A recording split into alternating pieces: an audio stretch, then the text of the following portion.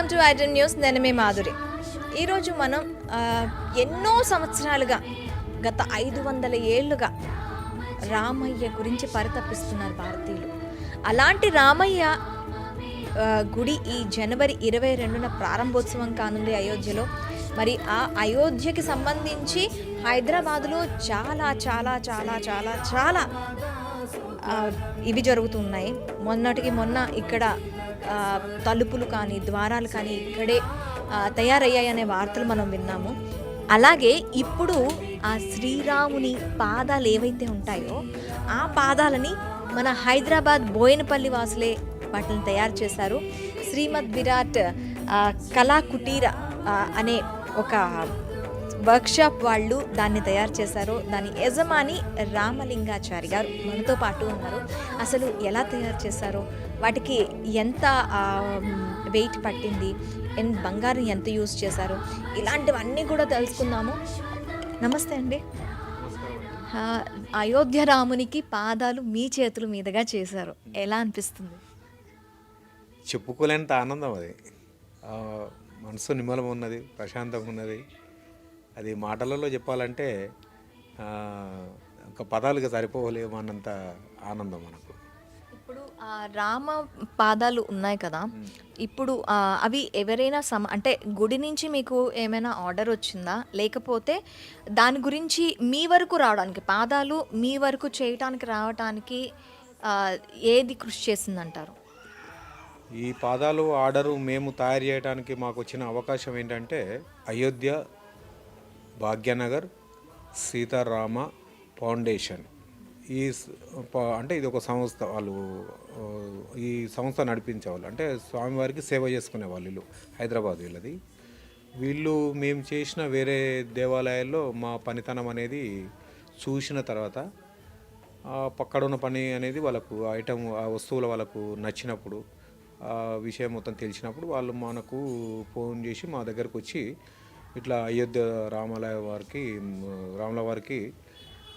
పాదుకలు కావాల్సి వస్తుంది, మరి దీన్ని మీరు తయారు చేసేయాలని చెప్పేసి ఆయన శ్రీనివాస్ శర్మ ఆయన మమ్మల్ని అడిగిండు. అడిగితే సరే చేసిస్తామని మేము అక్టోబర్లో మాట్లాడుకున్నది ఈ విషయము. మామూలుగా అంటే ఇంత పనితనం ఉన్న పాదుకలు కాదు, ఇంత వెయిట్ ఉన్నది కాదు. రాగి రేకుతోన అప్పుడు తయారు చేసి పాదయాత్రకు అది శ్రీకాకుళం నుంచి బయలుదేరింది. అవి అప్పట్లో చేసింది ఇంత కాస్ట్లీ లేదు, ఇంత పనితనం కూడా లేదు అందులో. కానీ అది ఒక 1 వీక్లో, అంటే ఒక వారం రోజులలో తయారు చేసినాం. అది అక్టోబర్లోనే 28 తారీఖు నాడేమో శ్రీకాకుళం నుంచి బయలుదేరింది. అది దానికి ఎంత టైం పట్టింది, దానికి ఎంత రాగి యూస్ చేశారు? దానికి 2.5 కేజీలు 3 కేజీలు ఇంచుమించు ఉంటాయి. దాన్ని కూడా బంగారు తాపడం చేసినాము. కాకపోతే ఇది వెయిట్ ఎక్కువ, ఇది కాస్టింగ్ వర్క్ కనుక వెయిట్ ఎక్కువ ఉంటుంది, సాలిడ్ అన్నట్టు. అది కొంచెం రేక్తో షీట్తో తయారు చేసిన తక్కువ ఉన్నది. అది అక్టోబర్ 28 తారీఖు నాడు తయారు చేసి ఇచ్చిన తర్వాత వాళ్ళు 28 తారీఖు నాడు ఇక్కడి నుంచి తీసుకుపోయి శ్రీకాకుళం నుంచి పాదయాత్ర స్టార్ట్ అయింది వాళ్ళది. ఇప్పుడు ఒక 2-3 రోజుల కిందనేమో మహారాష్ట్ర దాటి ఉత్తరప్రదేశ్లో ఎంటర్ అయింది ఒక పాదయాత్ర. అంటే రాగితో చేసిన బంగారం తాపడం అది టోటల్ దేశం అంతా అవుతుందా అండి? అది అంటే ఇక్కడి నుంచి ఆంధ్ర నుంచి ఉత్తరప్రదేశ్ దాకా అయితే పోయింది. మధ్యాహ్నం ఏ రాష్ట్రం నుంచి ఎట్లా పోయిన రూట్ అనేది తెలియదు నాకు సరిగా. అది అక్కడ వెళ్ళిపోయిన తర్వాత వీళ్ళు అదేమో ప్రచారానికి, అంటే ప్రచారం అంటే సేవ, పాదయాత్ర ఇవన్నిటికీ దాన్ని యూజ్ చేసుకురు ఆ సెట్ను. దాని తర్వాత అప్పట్లో అది డెలివరీ తీసుకునే రోజులనే మాకు 25-26 తారీఖు నాడు, అంటే అక్టోబర్ 28 తారీఖు స్టార్ట్ అయింది. మా దగ్గర ఒక 2 రోజుల ముందు తీసుకురు కనుక 27-26 తీసుకున్నప్పుడు అయ్యాలే మాకు ఇది వాళ్ళు అడ్వాన్స్ ఇచ్చారు, ఆర్డర్ ఇచ్చారు మాకు. ఇట్లా ఉండాలి మాకు పాదాలని ఆర్డర్ ఇచ్చిండ్రు వాళ్ళు. ఆర్డర్ ఇచ్చిన తర్వాత అక్టోబర్ 26-27 తేదీలు టైంలో ఇచ్చిన తర్వాత దీన్ని ఇచ్చిండు కరెక్టే, కానీ మరి దాన్ని ఏ పద్ధతిలో చేయాలి, ఏ కొలతల ప్రకారం ఉండాలి, దాని మీద డ్రాయింగ్ బొమ్మలు ఏమేమి ఉండాలి, అది ఎంత ఎత్తు మీద ఉండాలి, దానికి స్టోన్స్ ఏ కలర్లో పెట్టాలి, తర్వాత అది ఎంబోజింగ్ వర్క్లో ఎట్లా ఉండాలి, ప్రతిదీ డీటెయిల్స్గా ఉండాలని చెప్పేసి మా దగ్గర వర్క్కు సంబంధించినవి, శిలా విగ్రహాలకు సంబంధించింది కానీ, దేవస్థానం స్ట్రక్చర్ సంబంధించిన కానీ తమిళ్ బుక్కులు, అంటే మన తెలుగులో లేవు అవి బుక్కులు, కొన్నే ఉన్నాయి, 2-3 ఉన్నాయి. తమిళ్ బుక్కులు మా దగ్గర ఉన్నాయన్నమాట. ఎందుకంటే ఈ కళకు సంబంధించిన మ్యాటర్ మొత్తము పుట్టినిల్లు తమిళనాడు కాబట్టి మేము చానేళ్ళ నుంచి కూడా మేము ప్రతి వస్తువును కూడా తమిళనాడు వస్తువును బాగా అబ్జర్వ్ చేసాం, అంటే బాగా గమనిస్తాం దాన్ని. ఇప్పుడు ఈ వస్తువు ఇంత అందంగా కనబడుతుంది, న్యాచురల్గా కనబడుతుంది, అంటే దీంట్లో ఏంది డిఫరెంట్ ఉంది, మనం చేసిన దానికి దీనికి ఏముంటుంది అనేది బాగా గమనించినప్పుడు దాంట్లో ఏమైతే అంటే కొన్ని కొలతలు ఉంటాయి. పీఠము, కంఠము, పాదము, పద్మపీఠము, తర్వాత చౌకపీఠం అనేవన్నీ కొలతలు ఉంటాయి అన్నమాట. ఆ కొలతల ప్రకారం అంటే ఆ వస్తువుల వాళ్ళని మేము గమనించేది, ఈ వస్తువుల హైట్ ఎంత ఉంది, హైట్లో డివైడెడ్ బై ఎన్ని పాదాలు పెట్టిండు, ఎన్ని స్టెప్ బై స్టెప్పులు, అంటే వర్గాలు ఎన్ని ఉన్నాయి, ఏ వర్గం ఎంత ఎత్తులు ఉంది అని ఇవన్నీ కొలతల ప్రకారం జరుగుతుంది. ఇప్పుడు విగ్రహాలు చేస్తే కూడా కొలతలే ఉంటాయి దానికన్నీ. అంటే ఇప్పుడు మీరు పాదాలు చేశారు కదా, ఈ పాదాలు ఇప్పుడు రాములి వారి విగ్రహం ఉంటుంది కదా, దానికి దీనికి డైమెన్షనల్గా తీసుకుంటారా, లేదా పాదాలు డైమెన్షన్లో, విగ్రహం డైమెన్షన్లో ఉంటుందా? ఇది అక్కడ ప్రతిష్టాపన చేసే విగ్రహానికి శిలా విగ్రహము, ఆ శిలా విగ్రహానికి సంబంధించిన పాదుకలు కావంటే దానికి మ్యాచ్ అయ్యేటట్టు, దాన్ని కూర్చునేటట్టు దాని కొలతలు ఉండవు. ఇది పాదుకలు, ఇది పూజ చేసుకునేది. స్వామివారికి చిన్న చిన్న పాదాలు పెడితే రాముల వారికి సెట్ కాదు. పెద్ద పాదుకలు అంటే తక్కువలో మనము 12.5 అంగుళాలు పొడవు, 5.5 అంగుళాలు వెడల్పు, అది సైజు నిర్ణయం చేసుకున్న తర్వాత ఈ మా దగ్గర ఉన్న శిల్పశాస్త్ర గ్రంథాలు ఏదైతే ఉన్నాయో, పాతవి ఉన్నాయో, అందులో మేము కొన్ని ఐటమ్స్ అలా చూసుకున్న తర్వాత దాని మీద డ్రాయింగ్, అంటే బొమ్మలు ఏముండాలి, ఎట్లుండాలి అనేది దాని గురించి ఆలోచన చేసి దాని మీద సూర్యచంద్రులు, శంకు చక్రము, ఏనుగు, ఆవు, తర్వాత విల్లు, ఒక కత్తి, ఒక అంకుశం, తర్వాత పద్మాలు, తర్వాత కలశం. అన్నీ మీరు చెప్పినవన్నీ కూడాను విష్ణుమూర్తికి సంబంధించినవి. అంటే మరి రాముల వారు కూడా విష్ణు సంప్రదాయము, తర్వాత వచ్చేసి ఆయన వర్గానికి సంబంధించిన ఉన్నది కనుక మనం అవే వాడవలసి వస్తుంది. శివ సాంప్రదాయానికి వచ్చేటి వాడటానికి కొంచెం వీలు పడదు. శివ సాంప్రదాయంలో ఉన్న ఐటమ్స్ కూడా విష్ణు సాంప్రదాయంలో ఉంటాయి, విష్ణు సాంప్రదాయంలో కూడా శివ సాంప్రదాయంలో ఉంటాయి. ఇప్పుడు శివుడికి నాగపడిగా, అంటే మన సర్పము ఆభరణంగా ఉంటుంది. అదే సర్పము విష్ణుమూర్తికి శేషపాంపు కూడా ఉంటుంది. అంటే రెండిట్లలో కూడా కలిసి ఉంటాయి, అట్లా ఇబ్బంది ఏమి ఉండదు. అయితే దీంట్లో మనకు కావాల్సిన ఈ దశావతారాలు ఉన్నది కూడా తీసేసుకొని ఇదంతా డ్రాయింగ్ పేపర్ మీద కంప్లీట్ చేసిన తర్వాత ఇది మనం ఈ ఫౌండేషన్ వాళ్ళకి పంపించినాం. సార్ మరి ఇట్లా చేసినాము, దీన్ని మరి ఎట్లా ఉంది చూసుకుంటారా ఒకసారి అని అడిగినాం. అంటే సరే ఇది ఓకే, అంత బాగుంది, కొలతలు కూడా కరెక్టే ఉన్నాయి, దీన్ని మీరు వర్క్ స్టార్ట్ చేసుకోండి అని. అప్పటికే మాకు 1 నెల దాటిపోయింది. అది అంటే ఇప్పుడు పాదుకలు అనేవి మ్యాక్సిమం రాతి తాపడం మీద చేశారా, లేకపోతే ఆ పాదుకలు అనేవి అన్నీ కూడాను అంటే మొత్తం ఆ సాలిడ్ అనేది కంప్లీట్గా లోహాలతోనే చేశారా? ఇది మొట్టమొదలు చేసినది ఇప్పుడు ఈ కొలతల ప్రకారంగా డ్రాయింగ్ అయిన తర్వాత ఇది ఒక మాస్టర్ పీస్ అని ఒకటి తయారవుతుంది.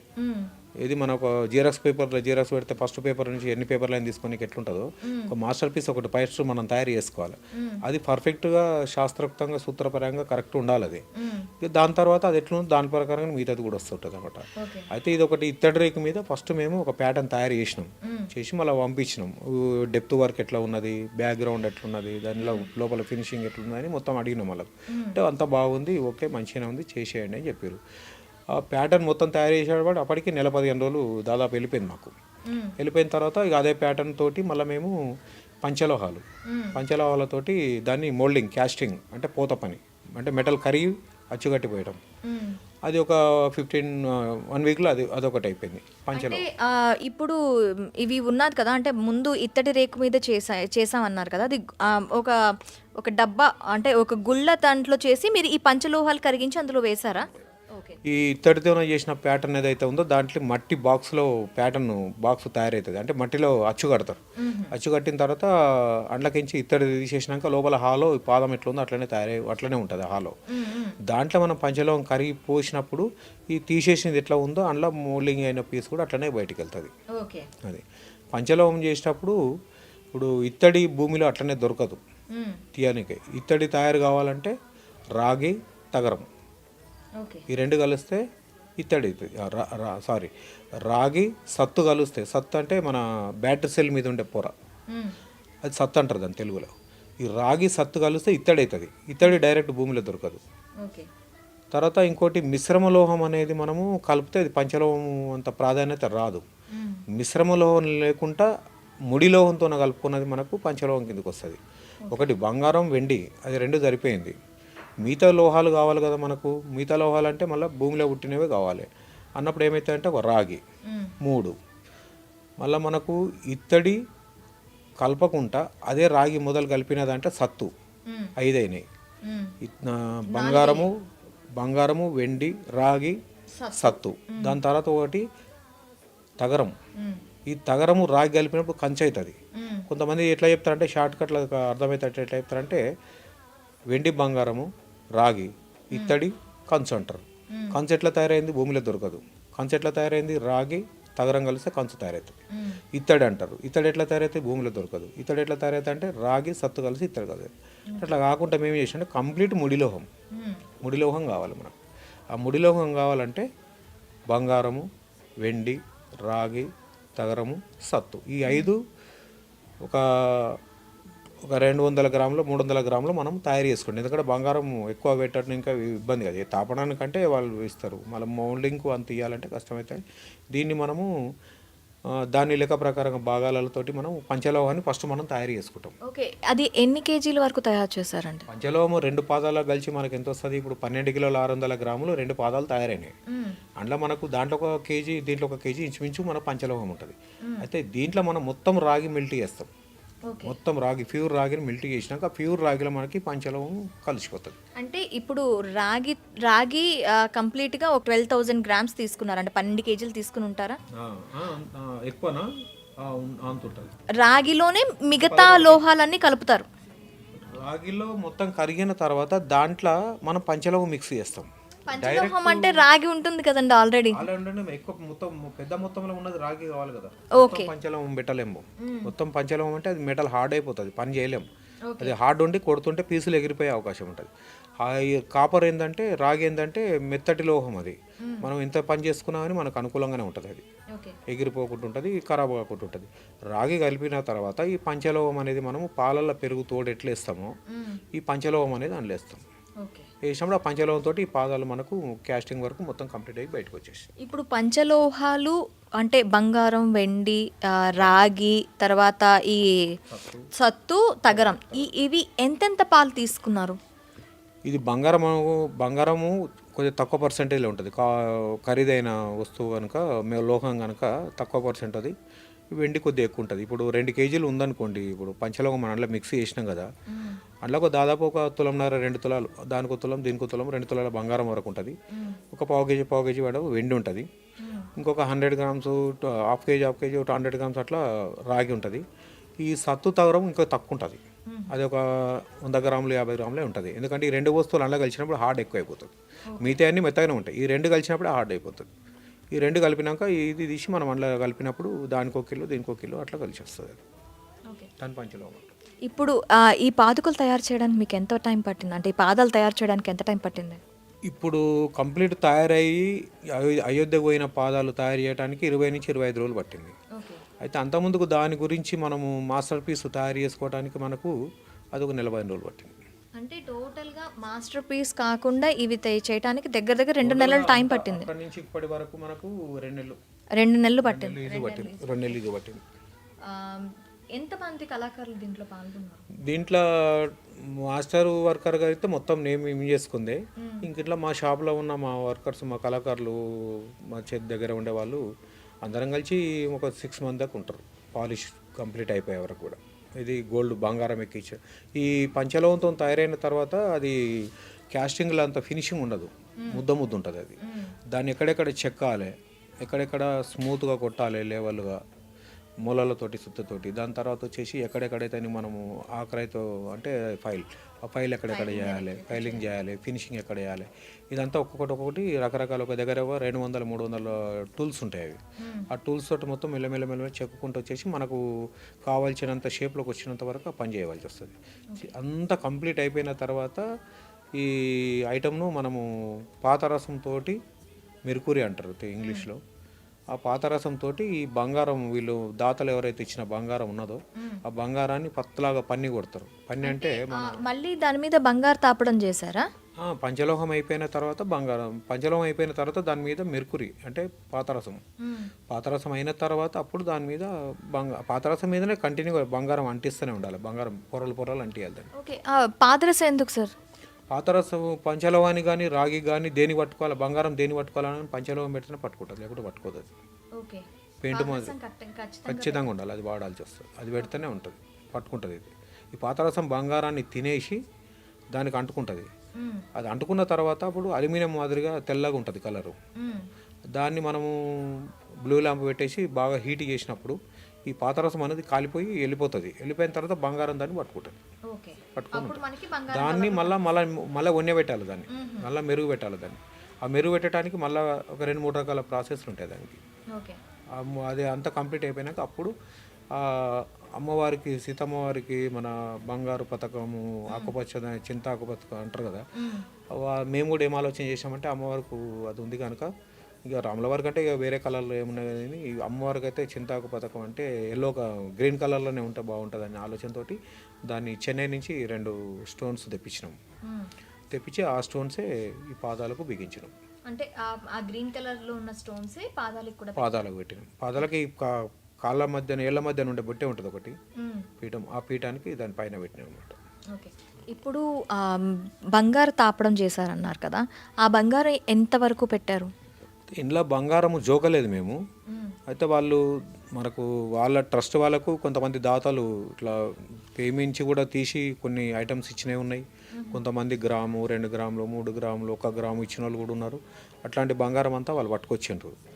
అంతా కలిపి ఒక దగ్గర మెల్ట్ చేసినాక దాన్ని ఒక దగ్గర బెల్ట్ లేక తయారు చేసుకొని ఒక రిబన్ లేక మిషన్లో తీసి దాన్ని మొత్తము పన్ని కొడతారు. పన్ని అంటే ఏంటిదంటే మనం తినే లడ్డు ఉంటుంది కదా, స్వీటు, ఆ స్వీట్ మీద తెల్లగా అంటిస్తారు కదా పన్ని అది వెండిది వాడతారు మన వాళ్ళు. అయితే అటువంటిది ఇది బంగారుది అనమాట. ఆ బంగారుది మనం ఈ పాదుకల మీద పాతరసం పెట్టిన తర్వాత ఎంబడేది పెట్టేస్తే అది తినేసి దాన్ని పట్టుకుంటుంది. అది చాలా పతలా ఉంటుంది. ఇప్పుడు చేయి పెడితే మన చేయికి అంటుకుంటుంది అది, కానీ చేతికి రాదు, అంత పతలా అయిపోతుంది. అంత పతలా ఉంటేనే, అంత పతలా థిక్నెస్ తక్కువ ఉంటేనే ఈ పాతరసం దాన్ని కరిగించగలుగుతుంది. ఎందుకంటే మనము కొలిమి పెట్టి మూస పెట్టి బట్టి పెట్టి కరిగించలేదు కాదు కదా.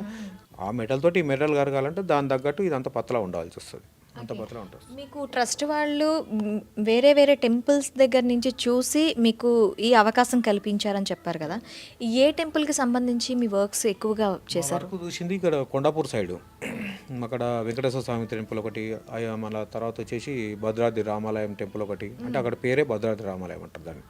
అమ్మవారు రాముల వారి మీద కూర్చుంటుంది ఆ టెంపుల్లో. అక్కడ సైడ్ మేము చేసిన దేవాలయాలు ఎక్కువ ఉన్నాయి. అక్కడ చూసి మాకు ఆర్డర్ మా దగ్గరకు వచ్చిన వాళ్ళు. ఇంకొకటి కూడా విన్నాము, యాదగిరి గుట్టకి సంబంధించి కూడాను మీరే వర్క్ చేశారని విన్నాం. మేము 2012 మార్చిలో యాదగిరిగుట్ట లక్ష్మీ నరసింహస్వామి దేవాలయంలో పాత విగ్రహాలు ఉండేవి. అయితే కొద్దిగా భిన్నమైన ఒకటి. నెక్స్ట్ ఇంకోటి వచ్చేసి కొన్ని ఇబ్బందులు, అంటే విగ్రహం నిలబడకుండా అట్లా రిపేర్లు ఉన్నాయన్నమాట. అంటే దానికి ఏం చేసినామంటే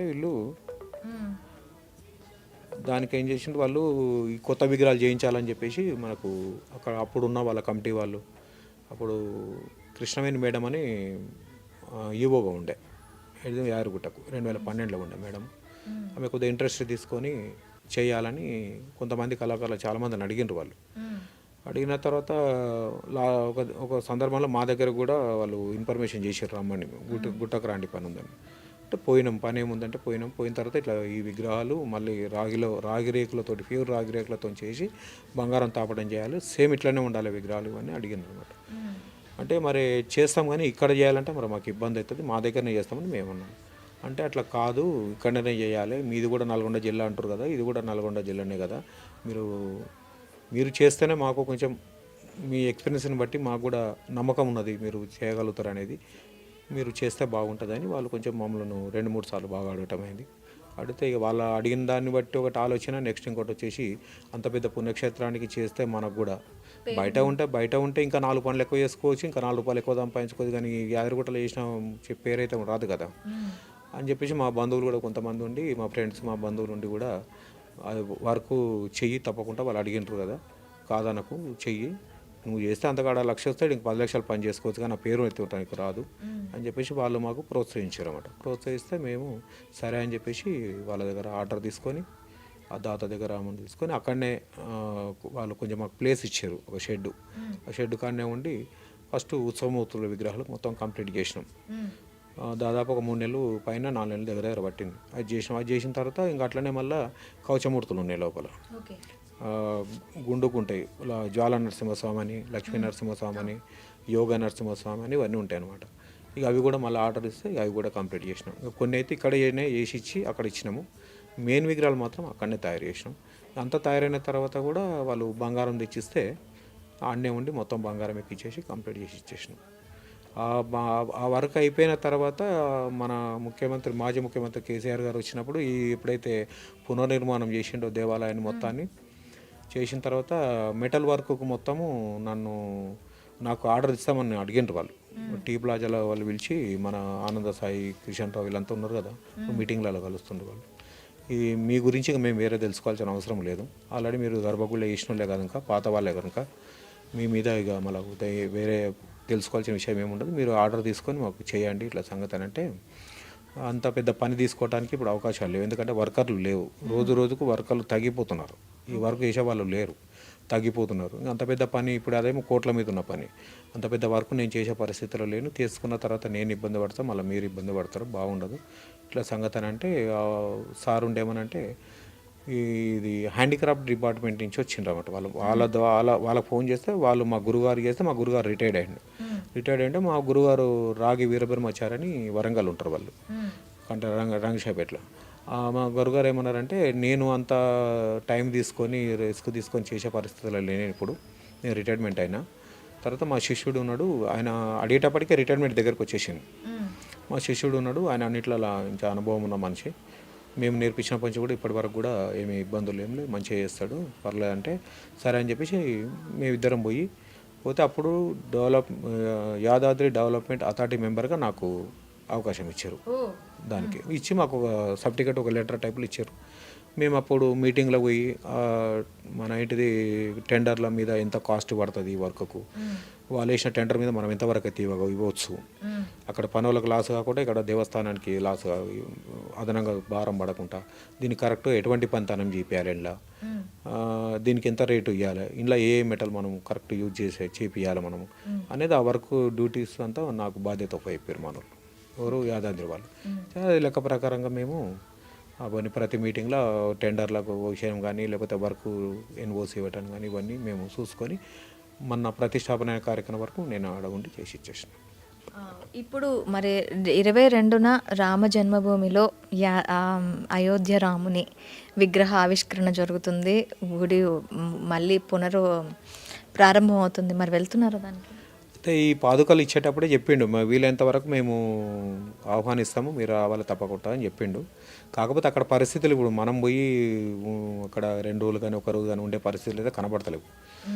అక్కడ జనాలు ఎక్కువ ఉండటం కానీ, అక్కడ ఫెసిలిటీ అన్నీ సరిగా లేకపోవడం కానీ, అంటే సరిగా లేకపోతే అంటే ఇంత జనాభా అయిన తర్వాత మనం పోయి తెలిసి ఇబ్బంది పడేందుకు, బయట నుంచి వచ్చే వాళ్ళు చాలామంది ఉంటారు కదా, వాళ్ళ సౌకర్యాలు వాళ్ళు చేస్తారు. కానీ ఇప్పుడు పోయిన దానికంటే, ఇప్పుడు అడవుడిలో పోయిన దానికంటే రేపు ఫిబ్రవరి మార్చిలో పోవడం మంచి ఉత్తమం అనుకొని చెప్పేసి మేము ఈ ప్రోగ్రామ్ ఇప్పుడు పోయి క్యాన్సిల్ చేసుకొని ఫిబ్రవరి మార్చిలో పోవాలని ఆలోచనలో ఒక 15 మంది మా కళాకారులు మేము పోదామని ఆలోచన చేసినాం. ఇక్కడ ఎలా వచ్చింది? ఇది విశ్వకర్మ సేవా ట్రస్ట్ వారి ఆంధ్రప్రదేశ్, అయితే వీళ్ళు ఒంగోలు వీళ్ళది. అయితే వీళ్ళు మనకు ఒరిస్సా, తెలంగాణ, ఆంధ్రప్రదేశ్, ఇంకా ఏదో ఒక రాష్ట్రం, 4 రాష్ట్రాల వాళ్ళకు ఈ వర్కర్ల పనితనం కొంచెం మంచిగా ఉన్న వాళ్ళను సెలెక్షన్ చేసుకొని వాళ్ళు మనకు ఈ నంది అవార్డు ఇచ్చిండ్రు అన్నమాట. ఓకే, ఇక్కడ పంచలోహాల, ఇది కూడా పంచలోహాలేనా సార్? మామూలుగా ఇత్తడితోటి ఇవి డైరెక్ట్ రాగి సత్తు అంతే, ఆ 2 కలిసిన ఇత్తడి అవుతుంది. మిగతా అన్నీ కూడా రాగి, ఇవన్నీ పంచలోహం ఏం కావు. పంచలోహాన్ని వాడటానికి అవకాశం ఏంటంటే ఓన్లీ యంత్ర ప్రతిష్టాపన, ప్రాణ ప్రతిష్టాపన అయిన దానికే పంచలోహం వాడాలి.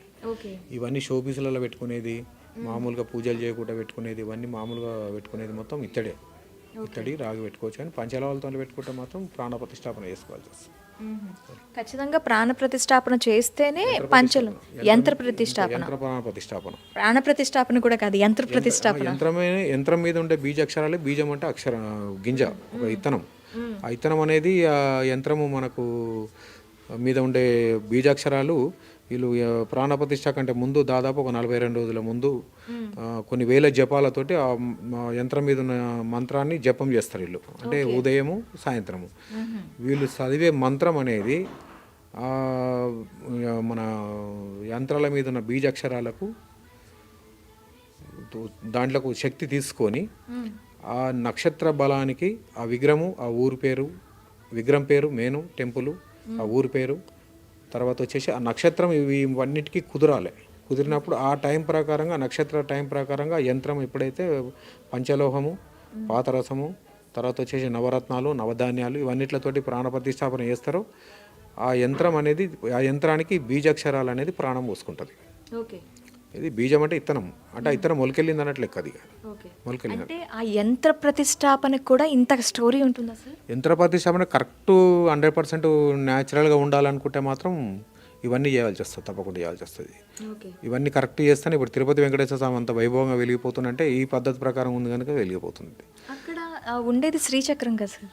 శ్రీచక్రం అమ్మవారిది, యంత్రము స్వామివారిది. అమ్మవారిది. యంత్రం అనేది ప్రాణము, విగ్రహం అనేది దేహము. ఆ ప్రాణం ఉంటేనే దేహం పనిచేస్తుంది. ప్రాణం లేని దేహం ఏం చేస్తుంది? ఏం చేయదు. అట్లా అంటే అక్కడ ఉండే యంత్రానికి, దేవాలయంలో ఉండే యంత్రానికి అంతటి కనబడదు, విగ్రహం కింద ఉంటుంది. ప్రతిష్టాపన అయినాక ఫస్ట్ యంత్రాలు పెట్టేస్తారు. యంత్రాలు పెట్టేసినాక ముహూర్తానికి, కరెక్ట్ నక్షత్ర బలానికి ముహూర్తానికి యంత్రాలు పెట్టేసిన తర్వాత ఆ యంత్రం మీద ఈ విగ్రహం కూర్చోబెడతారు. ఇప్పుడు చాలా చోట్లలో మనకి విగ్రహాల ప్రతిష్టాపన అనేది జరుగుతూ ఉంటుంది. ఈ విగ్రహ ప్రతిష్టాపన జరుగుతున్న ప్రతి దీంట్లోని, ప్రతి టెంపుల్లో కూడాను ఈ యంత్ర ప్రతిష్టాపన అనేది జరుగుతూ ఉంటుందా? ప్రాణ ప్రతిష్టాపన అన్నప్పుడు యంత్రం తప్పకుండా ఉంటుంది. యంత్రం లేకుండా ప్రాణ ప్రతిష్టాపన ఉండదు. ఎందుకంటే కరెక్ట్ చేయాలంటే ఆ యంత్రానికి ఎన్ని వేల జపాలు అనేది ఉదయం సాయంత్రం అది జరిగిన తర్వాతనే లాస్ట్కు అప్పుడు ప్రాణ ప్రతిష్టాపన జరుగుతుంది. ఆ ప్రాణ ప్రతిష్టాపన జరుగుతూనే యంత్రము ప్రాణము, విగ్రహము దేహము. ఆ ప్రాణము ఈ దేహానికి వచ్చినప్పుడే అది మీ మన నమ్మకం, మన హిందువుల నమ్మకం ఏంటంటే స్వామివారికి నా కష్టాలు ఏదో చెప్పుకున్నా, అమ్మవారికి నా కష్టాలు ఏదో చెప్పుకున్నా, నా కోరికలు తీరాలంటారు. అలా తెలుగులో అంటే రాయి అంటారు. అది రాయి కాదు, కింద ఎంత ప్రాణ ప్రతిష్టాపనతోనే, అంటే ప్రాణాన్ని నువ్వు ప్రతిష్టాపన చేసినప్పుడు అది రాయి ఎట్లయితుంది? రాయి కాదు, భగవంతుని రూపంలో దేవుడే. అది అంటే యంత్ర ప్రతిష్టాపన, ప్రాణ ప్రతిష్టాపన అంటే చాలా చిన్నగా ఆలోచిస్తారు, ఏదో ఉందిలే అని. ఆ యంత్రాన్ని ప్రతిష్ఠించడానికి కూడా ఎన్ని రోజులు పడుతుంది సార్? ఈ జపాలకు కానీ, ఈ మంత్రం ఆ యంత్రం తీసుకోవటానికి కానీ, ఆ బీజాక్షరాలు యాక్టివేట్ అవ్వడానికి కానీ ఎంత టైం పడుతుంది? ఫస్ట్ యంత్రం తయారు చేసుకోవాలి. యంత్రం తయారు చేయాలంటే, యంత్రాన్ని తయారు చేయడానికి ముందే ఉండాలంటే ఆ విగ్రహానికి అయ్యప్పనే ఉండనుకోండి, వెంకటేశ్వర స్వామి ఉండనుకోండి, ఇంకా వేరే విగ్రహాలు ఎవరు ఉన్నా కానీ ఆ విగ్రహానికి ఏ యంత్రం వస్తుంది, మ్యాటర్ ఏంటిది, దాని మీద బీజాక్షరాల మ్యాటర్ ఏంది. దాని తర్వాత వచ్చేసి ఆ బీజాక్షరాలు ఆ రాగి రేఖ, వెండి రేఖ, బంగారు రేఖ, పంచలోహమ వీటి మీద ఈ యంత్రాలు మీద ఉన్న అక్షరాలు, బీజాక్షరాలు చెక్కాలి. అది చెక్కడం అంటే ఇప్పుడున్న కొత్త టెక్నాలజీ ఏంటంటే కెమికల్ ఇచ్చింగ్ అవుతున్నాయి అక్షరాలు. అదేమవుతుందంటే ఇప్పుడు భిన్నమైనట్లు లెక్క. అంటే ఒక రేకు మీద పీస్ ఎగిరిపోతేనే కదా అక్షరం కనబడేది, అది భిన్నమైపోయినట్లు లెక్కకు వస్తుంది. అట్లా పూర్వకాలం ఎట్లుందంటే అక్షరాన్ని మొలతోటి, పొగరతోటి దింపాలి కిందికి. అంటే కొట్టుకుంటా ఆ గీత పడతట్టు, కాలువ పడతట్టు అక్షరాన్ని దింపాలి. అంటే అక్షరాల అచ్చుల్ని పట్టుకొని ఇంతకు ముందు చేసేవారా? మొదలు ఒక ఉక్కు రాడుతోటి అక్షరాన్ని రాసుకొని దాని మీద నుంచి మొలతో కిందికి దింపుతుండ్రి. ఇప్పుడు అంత ఓపిక లేదు, అంత పని చేసేటో లేరు కనుక డైరెక్ట్ ఎచ్చింగ్ చేస్తారు. అంటే కెమికల్ వేసేసి అక్షరాన్ని ఫిలిం పెట్టి బయటికి తీస్తారు అన్నమాట. దాని మీద వచ్చిన అక్షరాలు, బీజాక్షరాలు యంత్రం మొత్తం టోటల్గా తయారైపోయిన తర్వాత ఆ యంత్రం మీద ఏం అక్షరాలు ఉన్నాయి, అది ఏ దేవునికి సంబంధించింది అనేది ఒక బుక్ ఉంటుంది. దీనికి మామూలుగా ఎవరంతా అలా పెట్టేది కాదు.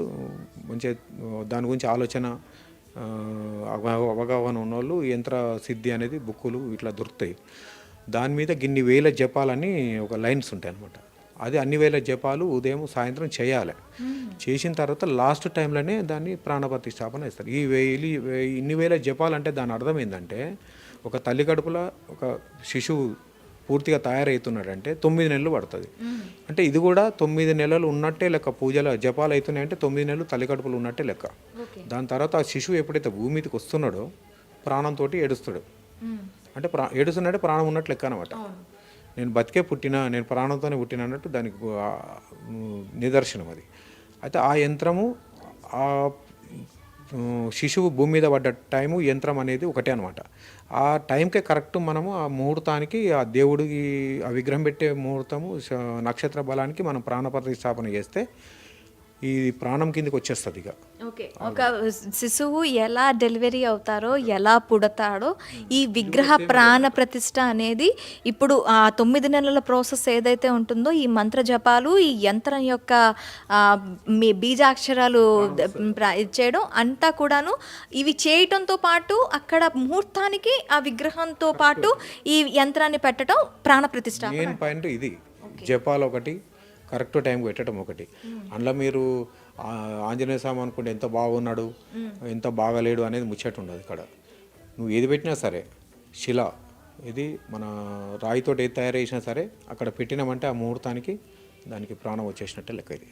అందుకే అది ప్రాణంతో ప్రాణ ప్రతిష్టాపన బీజాక్షరాలతో ఉన్న యంత్రాన్ని ప్రాణ ప్రతిష్టాపన చేసినాం కనుక స్వామివారు రాతి విగ్రహంలో ఉన్న శిలా విగ్రహంలో ఉన్నదైనా ప్రాణ ప్రతిష్టాపన చేసాం కనుక ఆయనకు ప్రాణం ఉంది కనుకనే మనం నైవేద్యం పెట్టాలి. ఓకే, మరి అక్కడ ప్రాణం లేకపోతే నైవేద్యం ఎందుకు ఆయనకు? ఓకే. అంటే ఇప్పుడు మనకి అంటే శివ కోవిల్లో పెట్టే యంత్రానికి సమ్ వేరే ఇవి, అండ్ వెంకటేశ్వర స్వామి అంటే విష్ణు అవతారాలకు సంబంధించి వేరే బీజాక్షరాలు, ఇప్పుడు అమ్మవార్లకు సంబంధించి వేరే బీజాక్షరాలు, ఇలా ఆ బీజాక్షరాల్లో తేడా ఉంటుందా? బీజాక్షరాలు అన్నీ ఒకటే. ఇప్పుడు శ్రీ అనేది అమ్మవారికైనా వాడచ్చు, స్వామివారికైనా వాడచ్చు. బీజాక్షరాలు అనేది చాలా కఠినంగా ఉంటాయి అన్నమాట పలకటానికి. అది మామూలుగా పలకటానికంటే ఇబ్బంది. ఈ వేదం నేర్చుకున్న వాళ్ళు అయితే స్పష్టంగా ఆ అక్షరాన్ని పలకగలుగుతారు అన్నమాట.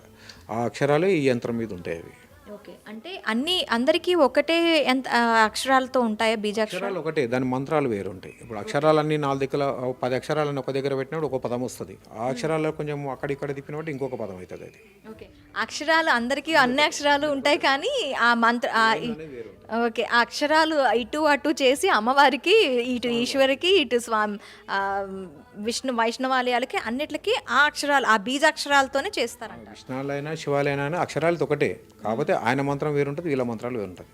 Okay, thank you very much sir.